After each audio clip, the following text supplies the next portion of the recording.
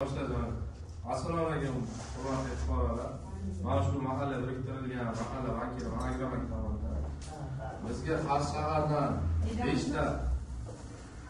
5 ta mahalla biriktirilgan. Maqsad, Buyukto'ron, Shohbekar, Temiryo'lchi, Hasanobod biriktirilgan. Shu mahallada ishsiz fuqarolarga ajratamiz. Mahalla loyihasi yo'nalishida, keyin biznesga ko'mak loyihasida shu kreditlarimiz mahallada pensiya yoshi yetmagan, 18 yoshdan oshgan ishsiz fuqarolar ajratiladi.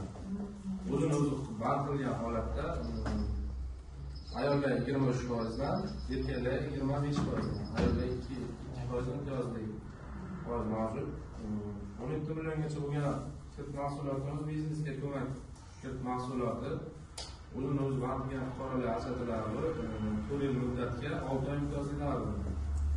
Keyin mahalla loyihasi dastur doirasida 50 million so'mgacha kredit ajratamiz. Bu ham xuddi shunday. Ayollar 23%dan, erkaklar 25%dan o'zlari band qilgan bo'lishlari kerak. Buni muddati 5 yilga. Muddat 5 yilga 2 yil imtiyozlari bor. Xuddi shunday mahalla ishlamaydigan ishsiz fuqarolar bo'lsa, murojaat qilsalar, o'zlari band qilib, tadbirkorlik yo'nalishi bo'yicha kredit olishlari mumkin. Tushundilaringizmi?